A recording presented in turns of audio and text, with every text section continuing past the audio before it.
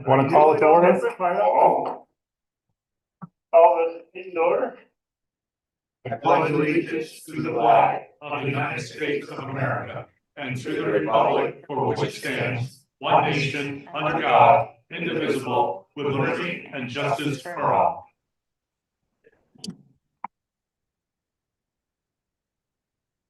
Apologize for starting 40 seconds late. We'll have to just make up the time. So no executive session. We do have adjustments to the agenda. Yes. So before I get into tonight's adjustments, I'd like to take a moment and have you all help me welcome Rebecca Charest, our new town clerk, to her duties. Welcome to town.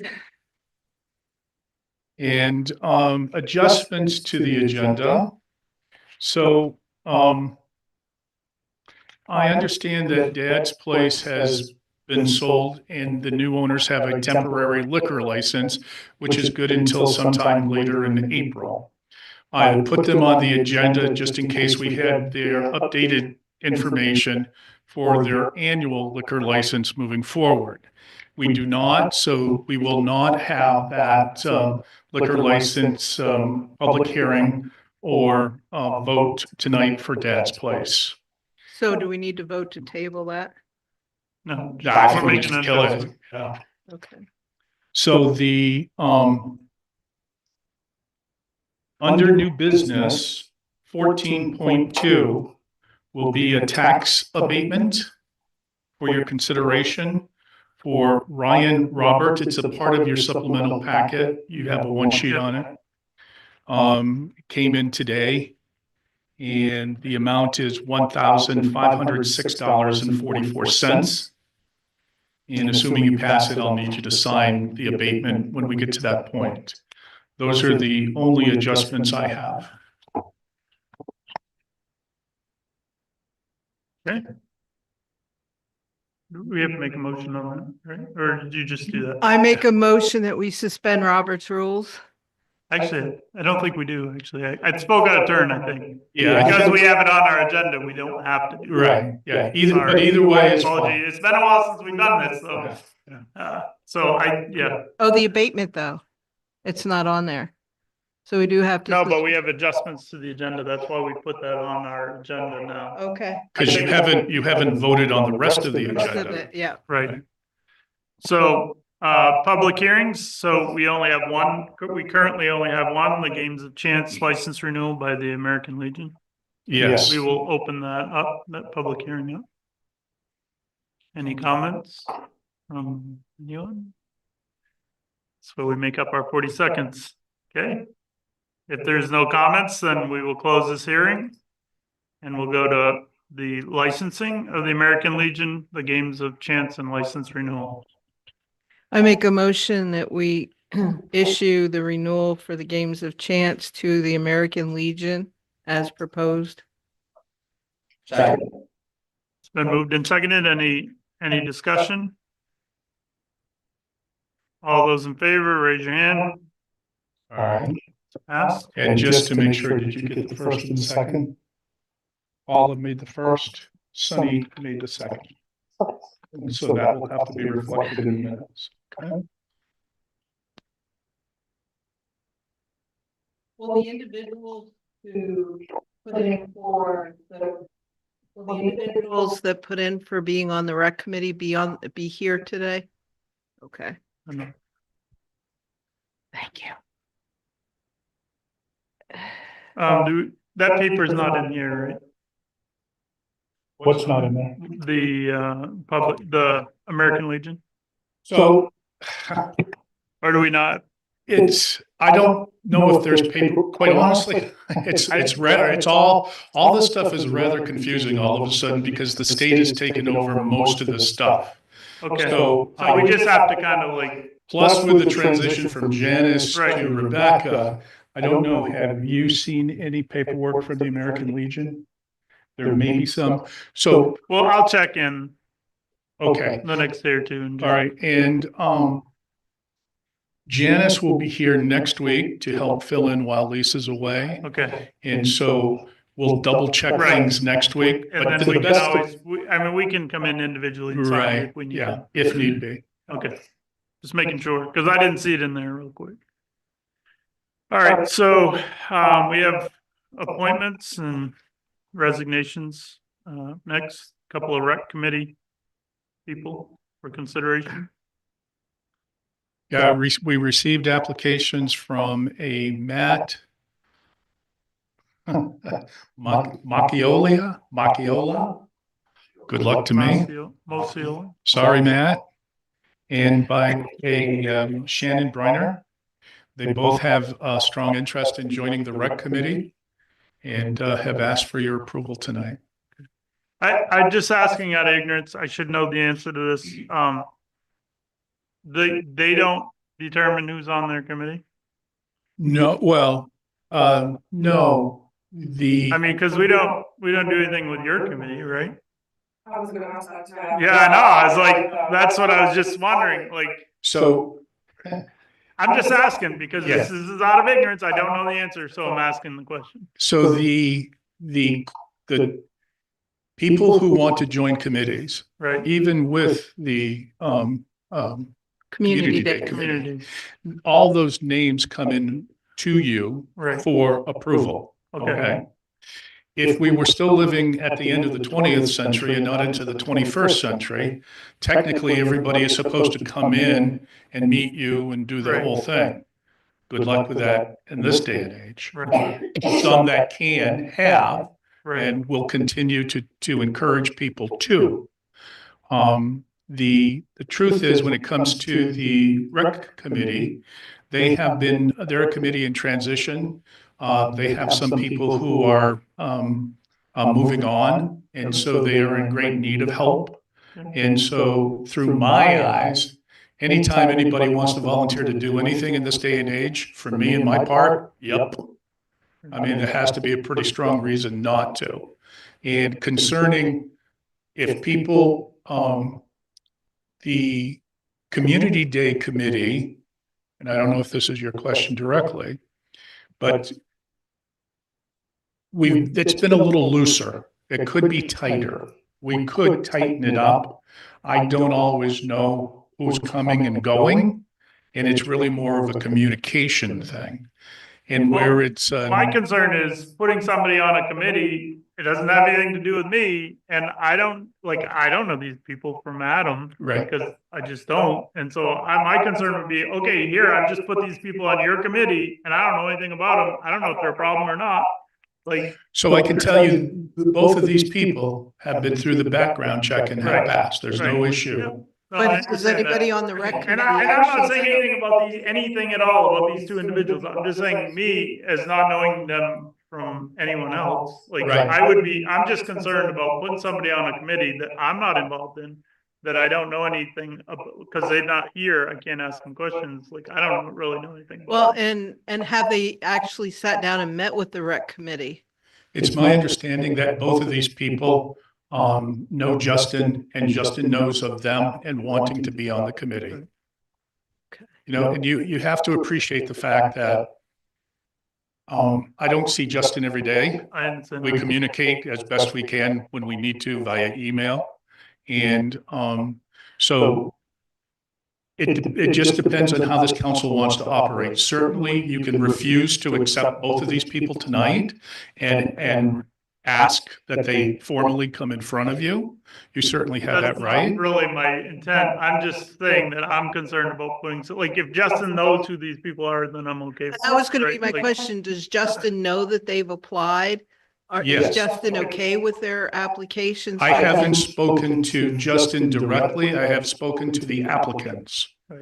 But he knows that they've applied and he hasn't come up to you and said, okay. To the very best of my knowledge, based in my conversations with the applicants, they know Justin and have. And again, this is nothing against these two people. I just don't know them. Yeah. Can we make the approval contingent on the chair being okay with it of the rec committee? I suppose you can. I'm okay with it. If somebody wants to help, why would we not want them to help? That's kind of where I sit, but you guys do it. There's a problem, how do they get dismissed? Exactly, that's the Well, question. and is residency required? Probably not. No, residency is only a requirement on certain committees. Planning board and council are the only. All right, but Justin's not even a resident anymore.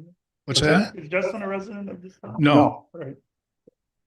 we have a lot of people on a lot of committees who aren't residents of the town of Mechanic Falls. Yeah, I'm not against it. I just, for me, I would be comfortable, like, if we get one of these in, I don't know whose responsibility it would be, but I would like, maybe it'd be maybe I should take this one on, but knowing ahead, I'd like to at least talk to somebody on the committee. So that I just say, hey, do you know these people? Like, cause I didn't grow up in this town. I don't know a lot of the people. Like, I understand what you're saying. Volunteers are important, but having the wrong person in an organization can be very detrimental to the organization. And again, I'm not saying that these, yes. I was on the rec committee, he was at the meeting, and both of these people attended their recent meeting. Right. So Right, yeah, no, that Okay. assures me, like, that, I like. Hearing that, I'm okay with it now. Yeah, I was kind of okay with it anyways. I mean, I didn't hear any red flags, but I just, again, I'm concerned about just throwing somebody on a committee and say, okay, well, here you go. You've been here to do This is where I say, thank you, Jess. Can we do them at the same time or do we have to do them individually? I'll make that. Okay. I make a motion that we appoint Matt McColia and Shannon Briner to the Mechanic Falls Rec Committee. Second. It's been moved and seconded. Any other discussion? All those in favor, raise your hand. Thank you. Passed. All right. See that we lost time on that one. General reports, we have the minutes. I make a motion that we accept the reports as written and the minutes as written. Second. Been moved and seconded, any discussion? All those in favor, raise your hand. Thank you. Department monthly reports. Hold on just a sec. Just want to make sure you get the first and seconds over there. I did, except for the appointment of the rec committee members, I have. Walter, Oh, the thank you. second. Thank you. It's usually the second that you don't get, I understand. And certainly, if you don't get it, don't be shy. Yeah, just Just say, whoa, Okay. okay. Thank you. And if you get really behind, thank God we videotape it. Yes. Assuming the videotaper does its job. All right, department monthly reports. I make a motion, we accept the department monthly reports as written. I'll second that. Been moved and seconded. Right, the boy. Any other discussion? All those in favor, raise your hand. Thank you.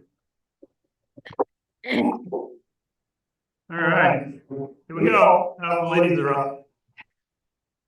Yeah, public comments. All right. Hello, everyone. Jessica Smith, 13 Perkins Road. First, I'll speak on behalf of the Community Day Committee. We have met twice now. We're hard at work. Our next meeting will be Tuesday. We're meeting on Tuesdays now, not Wednesdays. Tuesday, April 15th at 7 p.m.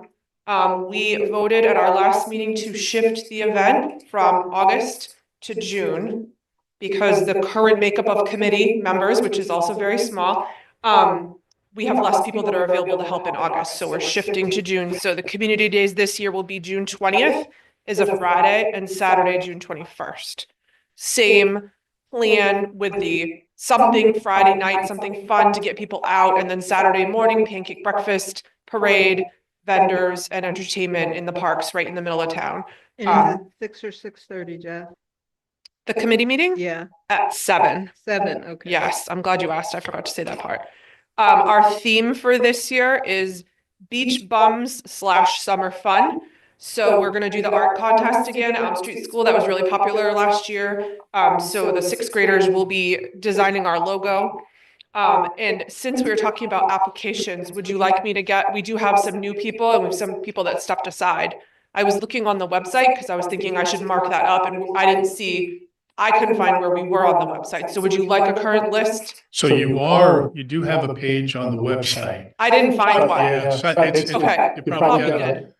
And I think down at the bottom, at least the first year, down at the bottom, I also put a link to it.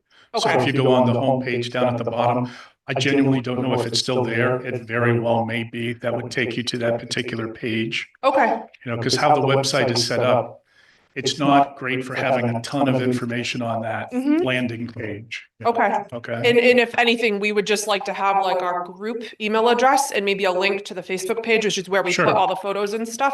The people tend to change quite a bit, Yeah. but I will get applications for the next meeting if you'd like, just so you can see who's on that committee. And we will, even if we don't know them, we'll take them. So anybody that puts in an application, I approve it in advance. Okay. Join the committee then. You're Excellent. No, I And I'll can't. see you at I 7. can't. I know you like these evening meetings. Okay, so switching over to school board now. Now I'm going to speak to you as the chair of the operations subcommittee, so facilities and all of that. We just had our most recent meeting on Monday, the 31st. We are trying to be frugal and do as much as we can to maintain all of our buildings and our buses with the money that we have. We're planning right now to cut $100,000 from our CIP, which for next year was supposed to be $643,000. So to offset the budget increases due to salaries and benefits and all the other things that we can't control, we're planning to cut down. So that basically leaves us with 3 projects for next year.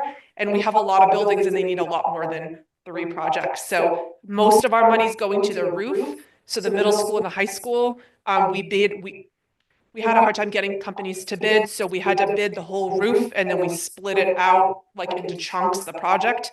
So half of the roof is going to be $382,000. So about half of our CIP next year is designated for the roof that we've already bid, and we're planning to do that work.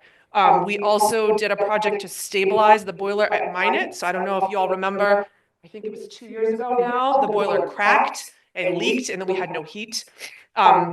So we found a company that had some boiler specialists, and they were able to stabilize the boiler, the one that we have now, and just reseal it and do some tuning up and cleaning and maintenance to it. So we need to pay for that work. We're also hoping to do a similar project with the high school. We have a biomass boiler like you had here, and ours is working about the same, I think. So we are trying to stabilize that and get that so that that functions at least somewhat, because it hasn't run in about 2 years. So just to wrap up, we did apply for new school construction. So I'm sure you see it on the news, in the state, it's a competitive process to get funding for a new school. We threw our hat in the ring. There's at least 100 applications. We're in there, and we're expecting 4 are going to get funded in the next round. So we applied just because we want to try everything. But last time we were in the 30s, I think, in the rankings of priorities. So we're not confident that we're going to win, but at least we wanted to get in there and kind of see where we ended up this time with our buildings. And that's for the 3 elementary schools, each individually to be replaced. And then we also linked them together. So if we could get a bunch of free money, if we put them together, then we would consider that as, communities as well. So that application's already in. Coming up this summer, we're going to be working to apply for SRRF funds. So this is school revolving renovation funds. So this would be to help fund repairs to the heating systems, HVAC. There's different priorities every year, so we don't know quite yet what we'll be allowed to apply for, but we're ready to argue our case, whatever the topic is. We're gathering data, we're working with consultants to try to make sure that we have a strong application. Because last year we applied, I think, for 6 different projects, and of the 6, the smallest one was the one that got approved for $110,000, and we did complete that work. The school revolving renovation funds are important to us because of the economics of our district.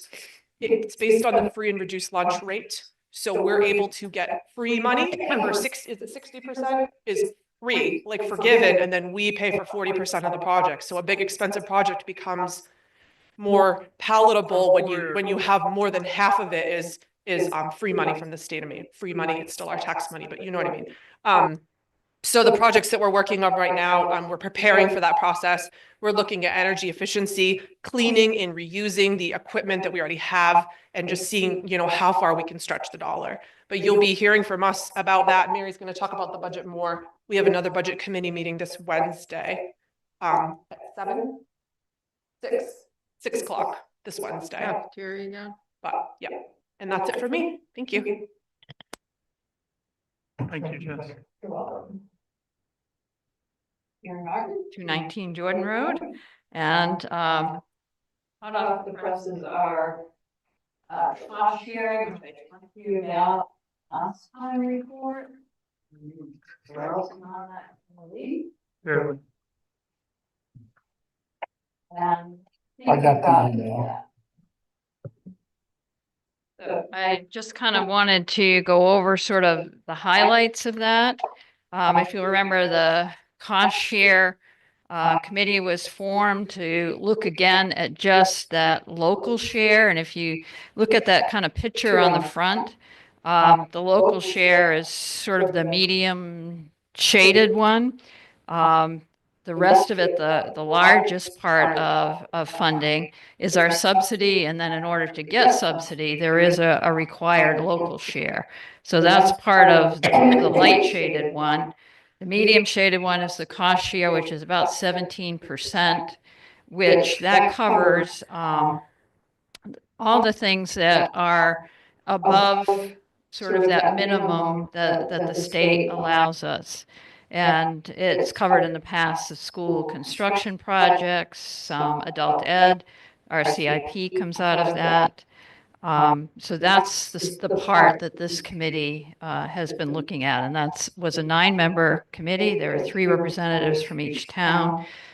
We had 3 meetings. We looked at statewide how other districts were dividing up that local cost share, and most of the RSUs do it in the same way that we do, as part of valuation and part of student count. And we also sent out a survey, and 229 people responded. There were 57 who felt that our current one was inequitable.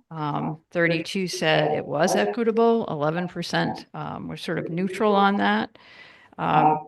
So the committee, after looking at all of those things, did come up with a recommendation. And the recommendation is that basically there isn't any magic formula that's going to work for all of us. And then any kind of negotiation, people leave, not everybody satisfied. And I would say that was probably true for this committee, although I think it was a really collaborative process. And I think everyone felt when they left that the proposal that we're moving forward is a good one. It certainly doesn't meet what Poland would have liked to have seen, because it doesn't give them the dollar relief that they would like to see in their portion. But it does up Mechanic Falls' portion a little bit, and it does up Minot's portion of the payment a little bit. So I think none of us came out feeling like we all got what we would like to have. And we actually, because it made so little difference in the amount that Poland will have to pay, that we actually thought about not making any recommendation for change. But when we talked about it, as 3 communities coming together, we do value the fact that we work together. And we also value that it's something that benefits all of our kids. None of us could go this alone. So we did feel like to make some kind of change was a recommendation that we'd like to make. So currently, ours is a 90-10 split. That means it's 90% valuation and then 10% on student count. So our recommendation is for this upcoming budget year that it stays that it's still 90-10. The year after that it be 85-15, and the year after that, it be 80-20. There was a recommendation that we talked about, and I know Daryl and I felt pretty strongly about it, which would have been the 75-25, and I think both Daryl and I felt that was the impact on Mechanic Falls would be too great for that. So we've left it, the recommendation at for a change for 2 years and then to look at it again. And in terms of the dollar amount, what it means for Mechanic Falls, if we were looking at a budget that is the same as what it is now, it would mean in 26, 27, it would be $26,000 more. And in the next year, it'd be $53,000 more. Do we have to get permission from the state to do this? It has to go to referendum. So this is just a proposal from this committee. Now it will go to referendum, and on the next page, this is the referendum that will be voted on by all 3 towns. So, you know, it's up to our 3 communities to decide whether this is a recommendation they want to follow or not. If it's not supported, then it would stay right where it is now at the 90-10.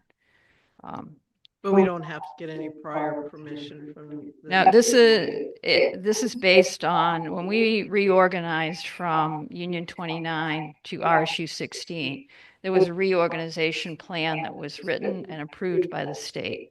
So that's the approval by the state, that we go by the reorganization plan. And this whole process, this committee we just went through, in that reorganization plan, it details step by step what we need to do. And that's what this committee did. Okay, well, that's why I was asking, because Yeah. I remember we did that, so I didn't know since this was technically a type of a reorganization to a degree, did we have to go back to them and get permission to reorganize again? No, because it's reorgan. The only piece of the reorganization is addressing is the cost share. And it is in that organization plan, which is approved by the state, and the state would become aware of this, but we don't. We're following the process that they have approved and outlined. So that's kind of where we stand with that. And the referendum questions I know have come to the 2 of you, so that will be part of what our towns look at in June.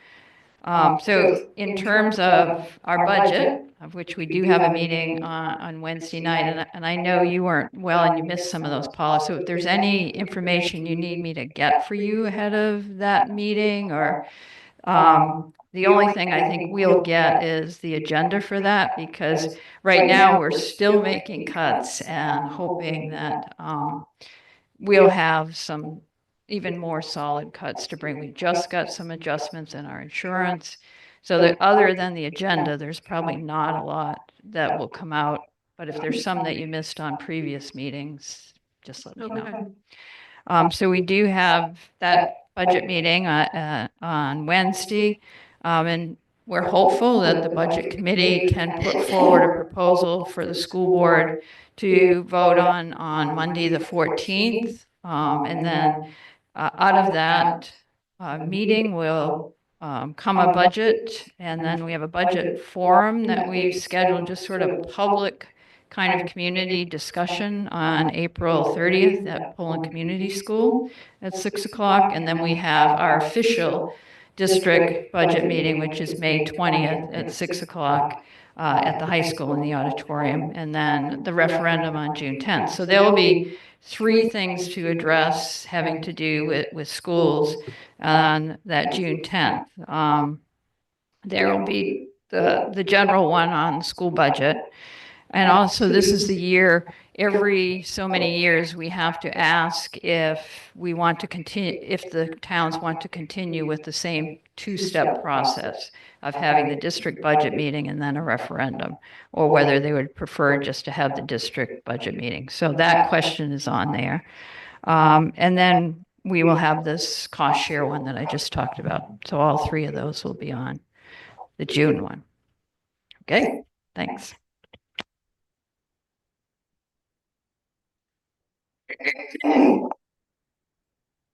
I will say that I agree with Mary that nobody came out of this excited about where it was going, but the reality is, or the truth is, I guess, is that in trying to be fair, I think everybody was trying to be fair to the different towns. We are taking it on the chin a little more than the other towns, but when you look at the proportion that Poland is paying, I know they have more residents in Morrill Town. But if you look at the portion of the budget that they're paying, it's significantly, it's high. It's basically more than the other two towns together. So, because I think it's about what, 60%, 65%. So they're paying 65% and the other two towns are paying what's left. So it's a lot. And so if you look at the difference between, particularly for Poland, in terms of their pupil count and the percentage that they're Right, putting. they're losing total pupils. share, 17, only 17% of our budget. But they have like 47% of the students, but they pay over, they pay about 67% of the cost. So, that's the concern that they've had, and it's based on valuation. So as all three of our towns' evaluations have gone up, and so that impacts that local share and what we have to raise locally just to get our subsidy. Yeah. And I would say the other towns are pretty empathetic. But at the same time, we're just trying to be fair to all three towns. We all know where I feel about Texas. Nice. I think this is a fair, I think it's fair.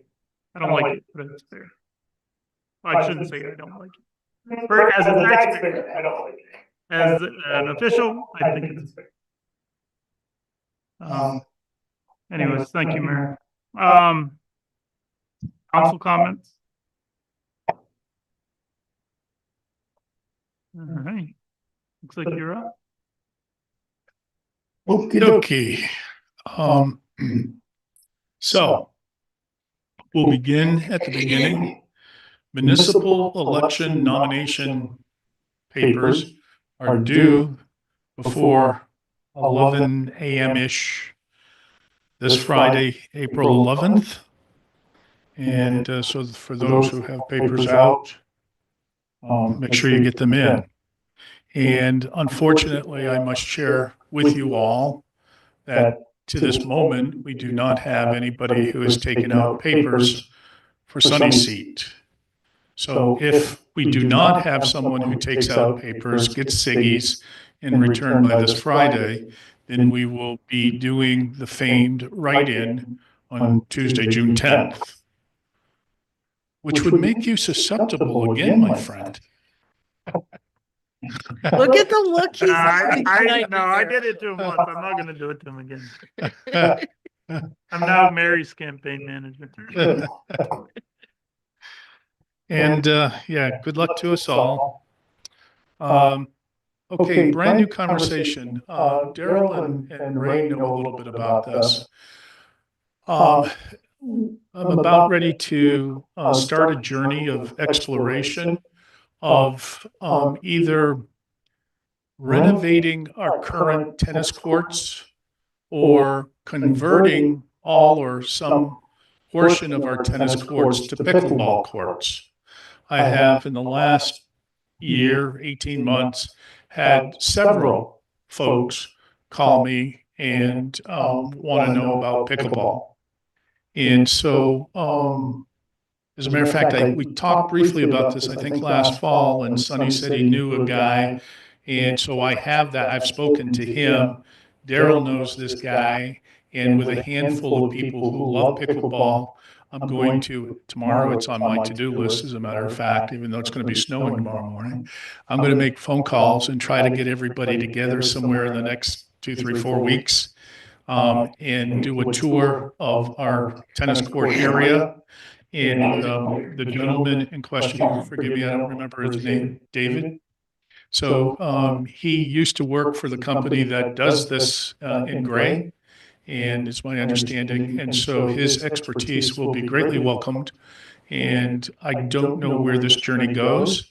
I don't know how expensive it will be, but obviously more likely than not, assuming we move forward with something, at some point in time, it's going to come to you all for consideration.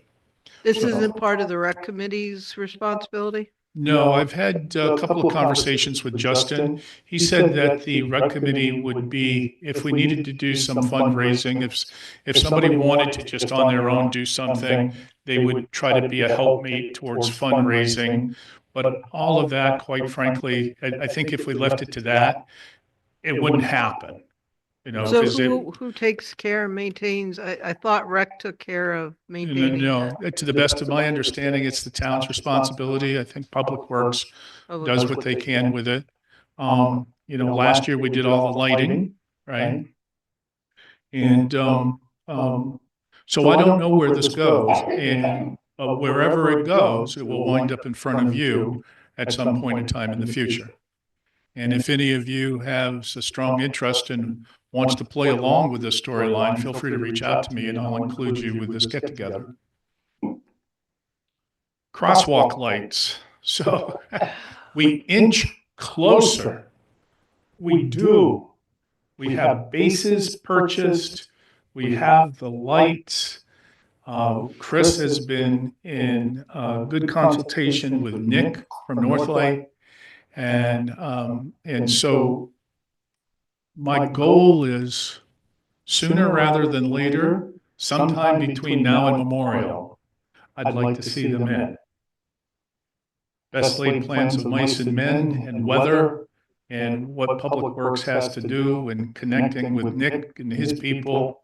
But we're pretty darn close to the finish line on that project. Stay tuned. Question. Mhm. These are supposed to go down where we're doing all that bridge work, right? Well, would it be wise to wait till they get all that bridge work done before we put them in? Which bridge are you talking about? The one that goes through town. I thought they were Oh, supposed to be. okay, that project is going to be a 2026 project now. Oh, The state, again, I met with the gentleman from the state several months ago, updated you folks. And they're going to put that project out to bid sometime spring, summer. And he said to me that if the people wanted to do it this summer, then maybe we'd scramble, but more likely we should plan that this would be a 2026 project and working extremely close with him concerning school. So we're narrowing it down to a summer frame for 26. So, but to your, If he fills the potholes, we're good with that. yeah, well, and trust me, it's an ongoing thing, of course. So there, you should know that there will be some bridge work done to the little, they're going to be replacing the culvert just down the road here. I didn't know if that's what you meant. And there's also going to be some bridge work out on 124. They're going to redo that bridge. That project should be done, I think, this year, and this project should be done later this year. but I thought the lights that the girls came to us about were going to be put in up at the beginning across from the old Pottle Works building. No, they wanted it out here. This is where it's going, right out Right here. out here. Right. Okay. Yeah. Yeah, as a matter of fact, in order to satisfy the state of Maine, we couldn't just do it. I actually had to have Rob Prue do some engineering on it. There are 2 parking spaces out in the turnout out front. You're technically going to lose one of those parking spaces. And the parking space that's towards the fire station side will become part of the area for the landing for the crosswalk with the crosswalk lights. There will be a little hand paving in a grass area on our side that will connect to the new walkway that we had done last summer. So all of this is in play on the doorsteps of happening, but in relationship to bridge work, this crosswalk project will have no issues concerning bridge work. When they come through to pave, because they're going to be coming through to pave too, then, you know, if we've already painted the lines, we may have to repaint the lines for the crosswalk. But other than that, shouldn't be an issue. Okay. Best laid plans, right? Fix 108 update. So hopefully somewhere in the next week or so, I'll be getting together with Daryl and Ray, and we will be physically exploring both the front portico and the side portico. And those are going to be two of the major refreshers, assuming we get it. I should also enlighten you into a new, no, I don't have enough information to talk about what I was going to say intelligently. So instead of, Wait a month. yeah, I'll get some information first and then bring it to you. That's me thinking lifetime in my head. Welcome to the world of VEC. Okay. All right. So I'm very happy to say that everybody loves the new pumper truck. We have it. Customizations have been taking place. So far, the customizations have been minor. I think there's a couple more they want to do. So all is well. So thank you. A couple of extra notes. Patriots Day, Monday, the 21st. So obviously the town office will be closed. And as a part of your auxiliary packet that I gave you here tonight, I got a curveball from the state of Maine. And quite honestly, I take a little bit of pride at kind of staying in the know about the thises and that's of life. But this one got by me. And this is a pretty big curveball that's going to potentially impact everybody. So I'll take a couple of minutes with the chair's permission and read this so anybody listening may be enlightened as well.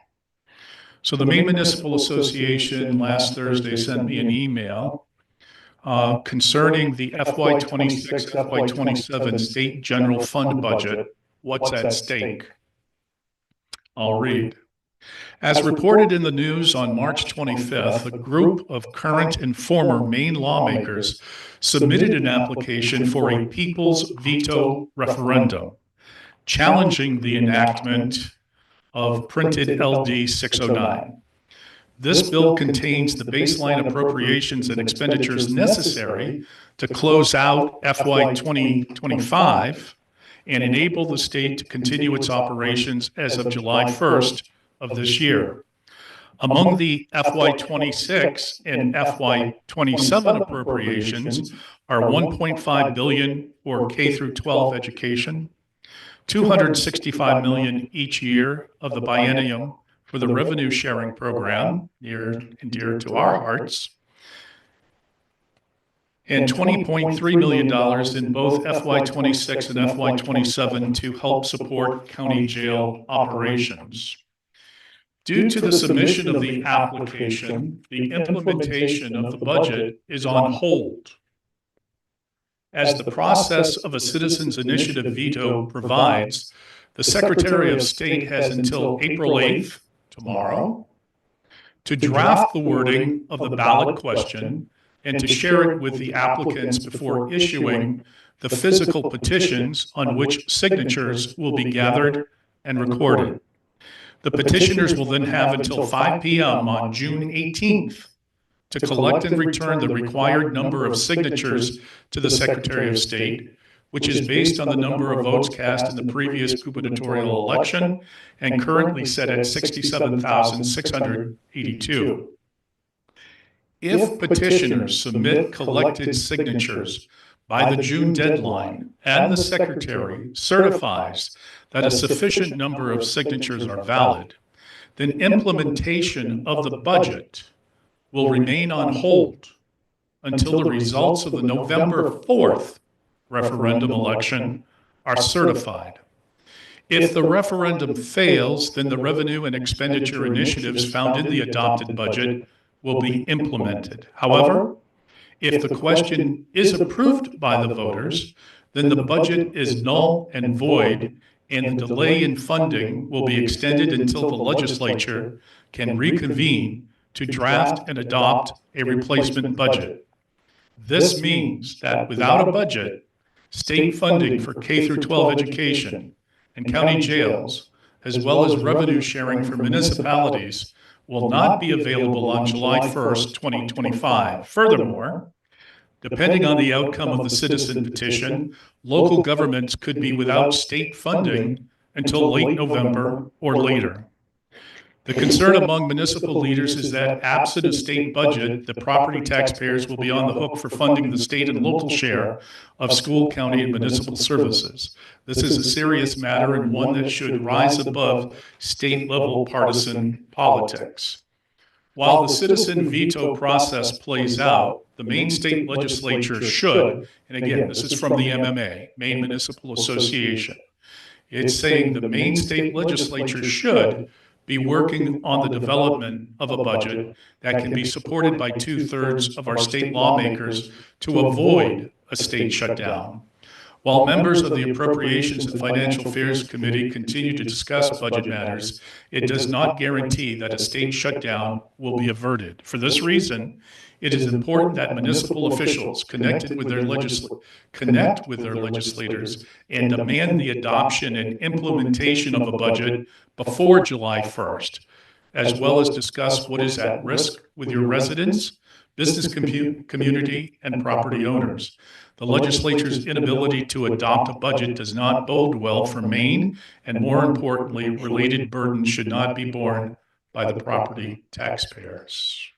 Well, as a resident and a taxpayer, if the Democrats had not done what the Democrats had done up there by pushing a one-sided budget and then shutting down and then having the governor bring them back in again this year like they did with the last budget and did what they were supposed to, which is make a budget that is supported by both parties, we would not be in this mess.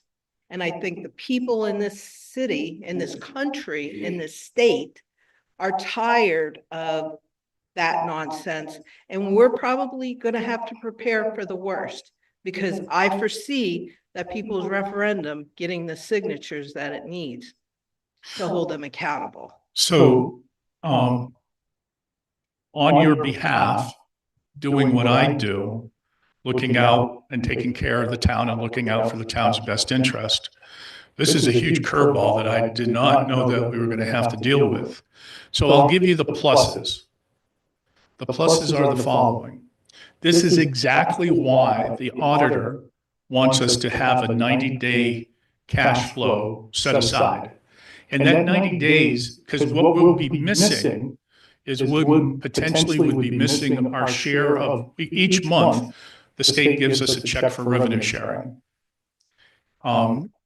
We'd be missing those first several months of checks.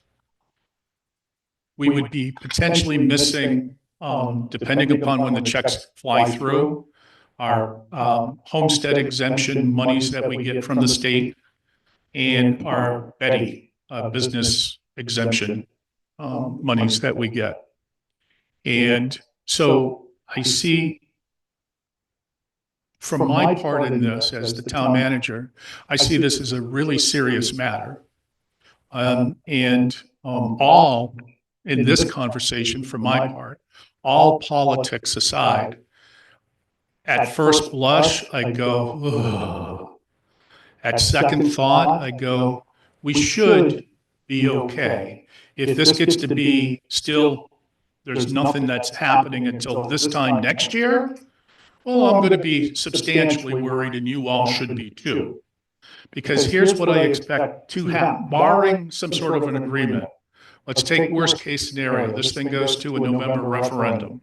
And even on November 4th, it's still going to be weeks, because all the municipalities have to, register all the votes, file it with the state. The state then gives all the results to the legislature. The legislature has to reconvene. They have to come in. And so, quite frankly, with holiday break and everything, it literally could be the first half of next year before something is solved. Worst case scenario.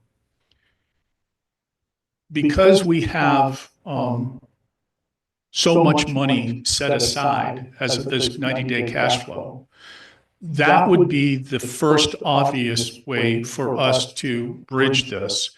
Unless we get more information, I still expect to have you guys vote on a tax commitment come early August. I still expect tax bills to go out at the end of August, 1st of September. I still expect the citizens of Mechanic Falls to come in by October 15th of this year to make their first of 2 payments. To the best of my knowledge, sitting here right now, all of those trains should move on time. I will obviously, along with everybody else in the state, will be watching this very, very carefully. Hopefully, wiser, cooler heads will prevail and they'll get a budget, a 2/3 budget passed before July 1st. That would be great for everybody. I do think that we have to, in this instance, because of where we're at, as they say, plan for the worst, hope for the best. So this is my update to you. And as you can see, I just got this last Thursday. So, and I haven't heard much about it, to be perfectly honest. Maybe I've been out to lunch, maybe you all know about it, but. It's been on the news for weeks now. Has it? Yeah, well, call me blind or whatever, because this one got by me. So I'll keep you updated. And you all can feel free to keep me updated. So my question is, worst case scenario, can we refuse to give our share to the school in order to make sure our employees continue to be paid? Or to the jails or to the county or? So I'd have to, I don't have all the answers sitting here in front of you. I'd have to do our due diligence. My expectation is, as a part of the tax commitment, the schools are going to give us our assessment for the school year. We will, unless there's something curveball that makes my following words not true, I still would have the expectation of cutting them a check once a month. And because in theory, we have money, well, not in theory, we do have monies in the bank. And in theory, the taxpayer will be coming in October to make their first payment. So that it isn't like the town will be out without cash flow. We'll be out with, part of our cash flow that's state related. I know you haven't been here very long, but the community I was involved, that I lived in before here, if people would come in and pay their taxes in October in full, they'd give like 1 or 2% off. Now, that's quite a bit of money, but at the same time, if it's sitting in the bank making money, making interest off of that, 1 or 2% is, you'd actually gain it back, probably. I'd have to do the math. Somebody smarter than me would have to do the math. But I'm just telling you, that's what they would do for the incentive for people to come and pay it in full. If I got 2% off or 1% off to pay it in full, I'm going to pay it in full, and that would give us more cash in the fall, which I understand but it would help us get through that harder period, possibly. I mean, again, somebody's got to run the numbers. So for this setup where we're at, that ain't going to happen. If you wanted to do that, you could set it up for the next cycle, because you have to take whatever that percentage is, and that's an expense. So you have to then include that expense in your budget. But it may not be an expense, though. And given the I understand where you're going.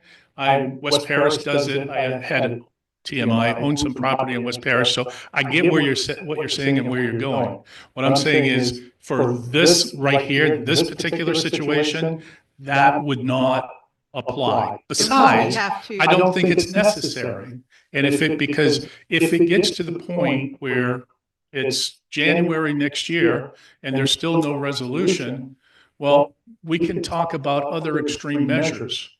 But the truth of the matter is that I think we need to kind of let this play itself out a little bit.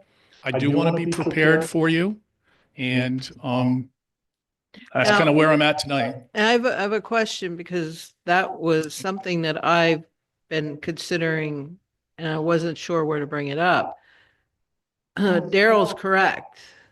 Rockland did it. Your place does it. There's a lot of towns that give that incentive do we have to have a people's referendum in the town to do that? Or is that something that the council can initiate and put into our? I think it would have to be budget? an article.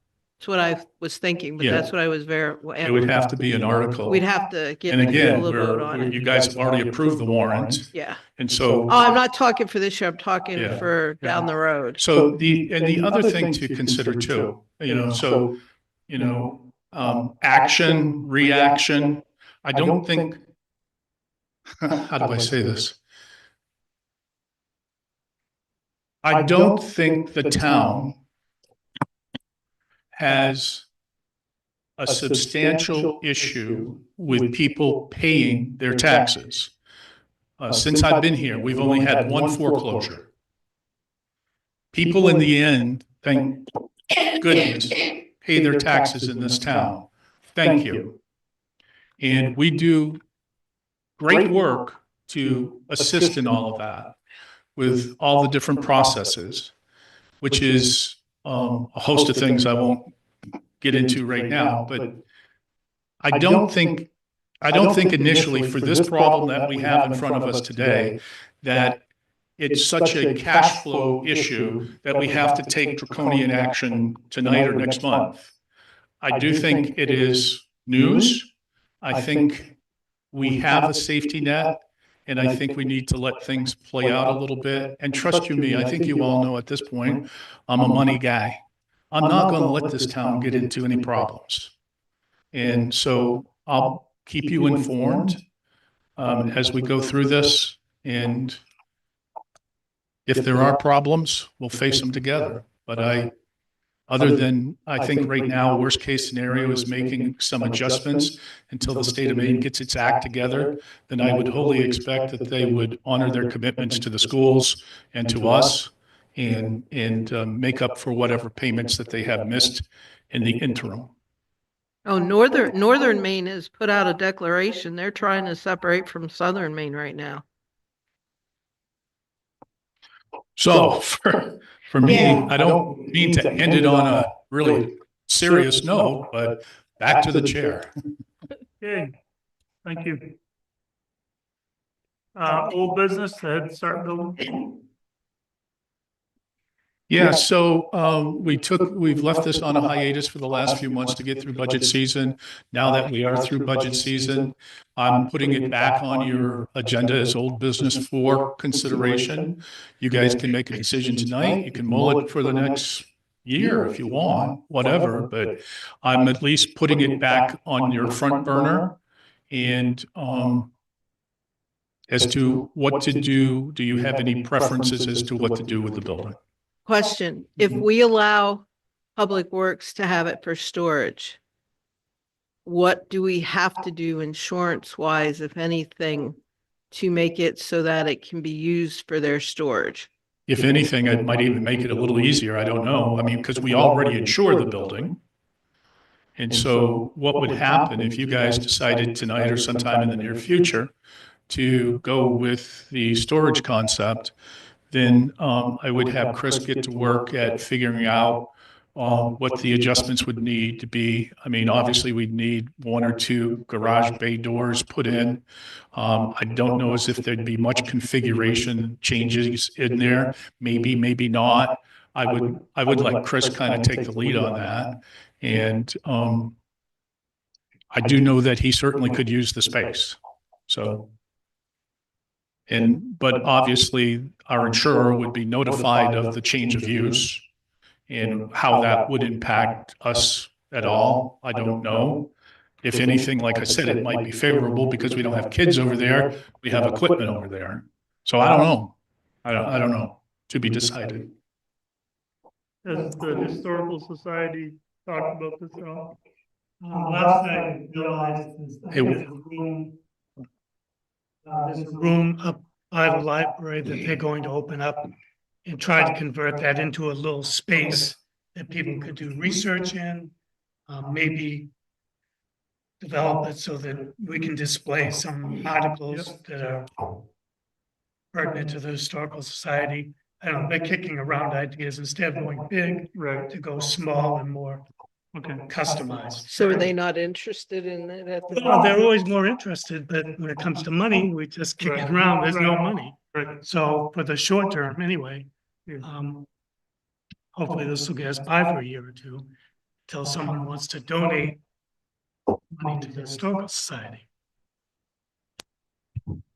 I just didn't want to just ignore that because it had been brought up, so I didn't know if it was something that you guys had continued to talk about or not.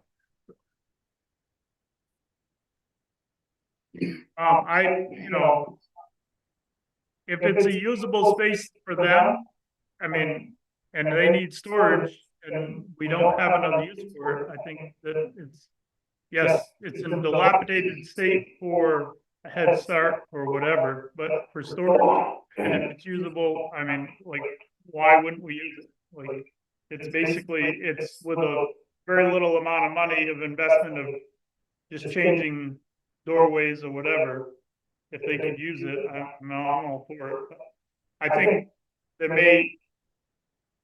I would maybe talk to an insurer or there might be or a fire marshal or something about if they're storing equipment in there that has gasoline or whatever, if there's rugs, if there's certain, there may need to be some Modifications. little more made.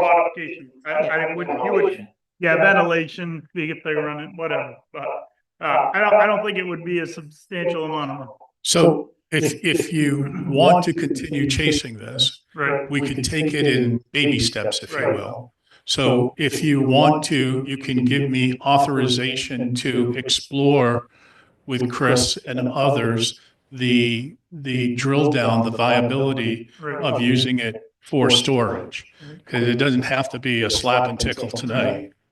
But I make a motion that we give the TM permission to do what's necessary to gather the information to determine if the old Head Start building is a viable choice for turning into storage for Public Works. Second. So moved and seconded. Any other discussion? I think it's a viable choice. I mean, it's too bad to rip it down if we could just store that. At least if it's only 5 years of storage, 5 years of food. So, all right, no other discussion. All those in favor, raise your hand. thank you. New business, unspent contingency fund. So this is the annual visit with this agenda item. That should we have any remaining balance in your contingency line? So far, we haven't spent any. There's $10,000 in the contingency. It has been the history of the council to allow us to use the contingency amounts to offset any other budgets that may be needed to offset. I make a motion that we take the unspent contingency fund and move it to offset other budget needs as needed.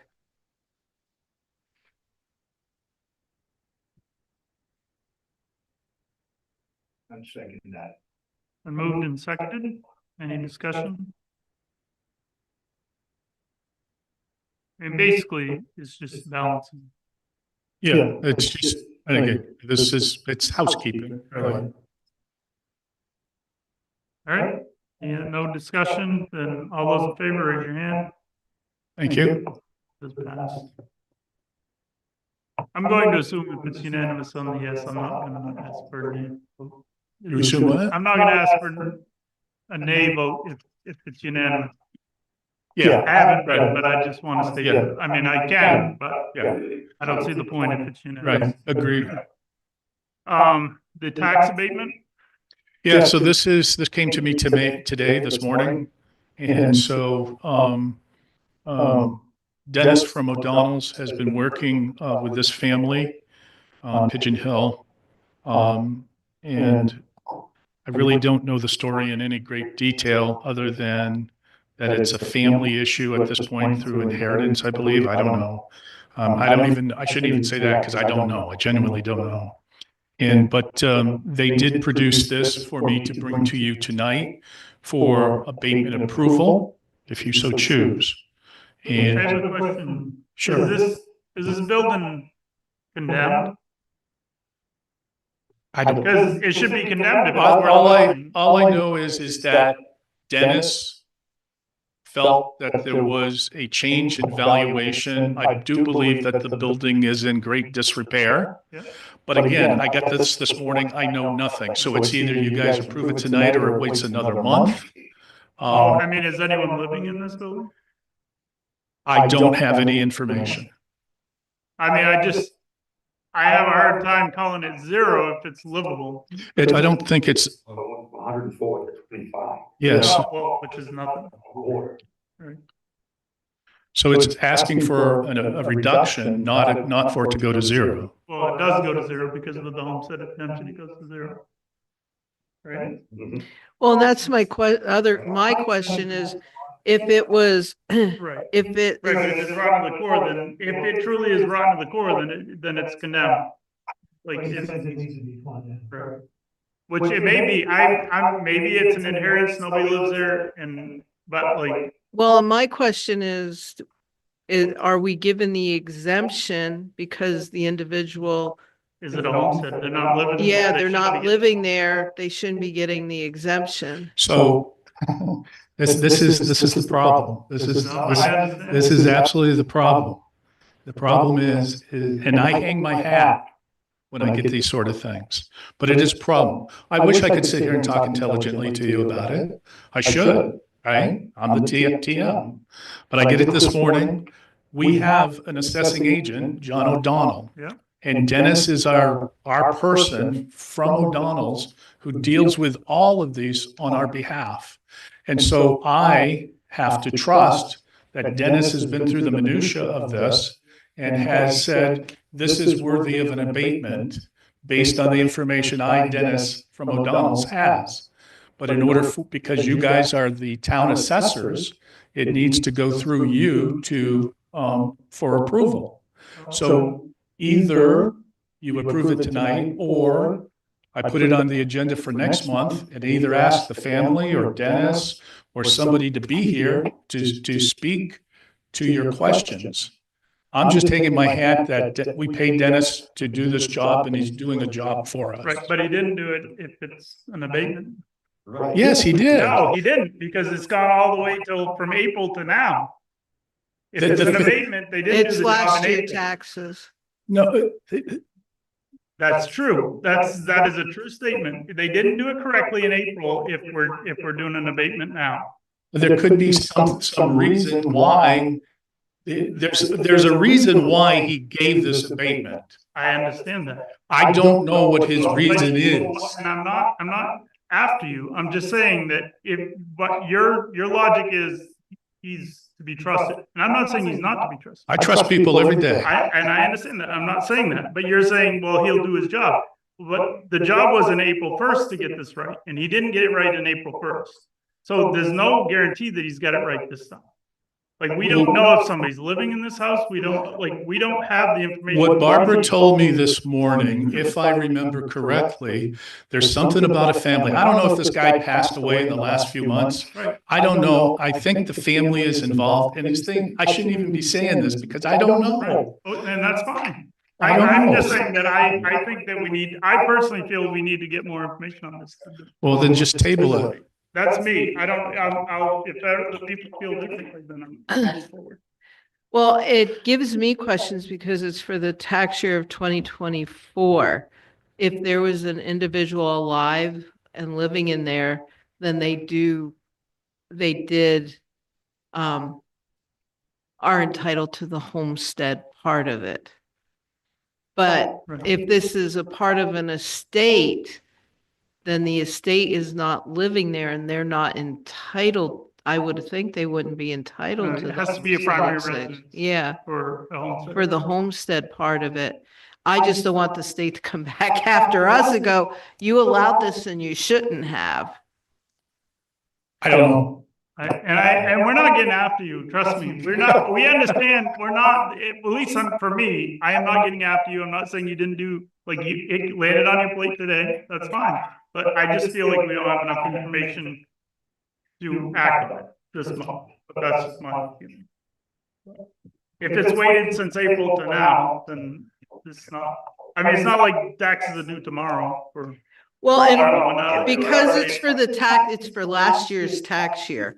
What I'm sitting here wondering is, was there an elderly individual living in that either got put in a nursing home or has passed away, and now his family or their family has inherited it, and they've gone in and going, oh my word. You know, because they weren't aware of the conditions of the facility and, Can I see? We don't know that, but we need. yeah. I will see if either A, Dennis can be here at your May meeting, or B, send me a very detailed email about the situation and why he's suggesting the actions that he is suggesting. It's the best I can do. The only thing I think you can answer this, and I'm not throwing this on you. When it says the 2024 tax, that would be last fall's taxes, right? This is this year's taxes that we're doing this. This says if it's been paid, it would be returned, correct? Yeah, so This would have been the tax bill that we sent out. last year. So Right. like that, we are paying the second half right now. Right. That's what I'm saying. That would be my understanding. Okay, so this would have been, they had the assessment on April 1st of last year, April 1st of Right, 2024. 2024. Right. And again, I just wanted to make sure I was on the same page, so. so if this, and yeah, I shouldn't even say. No, I'm I understand, understanding. and I'm not, I don't think anybody here is trying to like trip you up or say, I mean, it is what it is. I just, for me, if truly it's not worth anything, then it should be a condemned building. Like, if that's the case, you can't have both. You can't have a condemned building you're not paying any taxes on, or even $25,000 is not, that's for, like, it may not be zero, but it is zero, in today's world. Cause you could pretty much put a shed on it, it'd be worth almost that. So, if you got zero, then it should be an inhabitable building. That's what I'm saying, which then it should be torn down. Well, my question is at this point is, should we be having Mr. Morris go out and as the CEO and check the viability of? I would say no. I would say, let me work with the people that we pay to do this, and let me get a response from the people we pay to do this. Right. I'd say, just clarify what we're looking at, like, okay, how did you get, like, no, I would guess that you're probably right. Like, the scenario seems that somebody, like, they inherited it, they're like, I can't believe grandpa was living in this building, this is falling down around his ears. Like, how did he live in this condition? I would understand that, but at the same time, it's like, I just want to make sure, because even though that's my guess, I want to, before I vote on it, I want to make sure. Okay. That's where I'm at. So as long as you guys are good with either A or B, either I'll have him here, or I'll have him give me a detailed thing. Obviously, I'll I'll share talk to it. you the next week, and I think Yeah. between the two of us. Yeah. Is everybody okay with tabling? Yes, yes. Should have a motion to table. I make a motion that we table the abatement for Ryan Robert at 187 Pigeon Hill Road, Mechanic Falls, until we get more information. Second. Been moved and seconded. Any other discussion? All those in favor, raise your hand. Thank you. I make a motion that we adjourn for the evening. All those in favor, stand up. Oh, but don't leave because we have to sign something.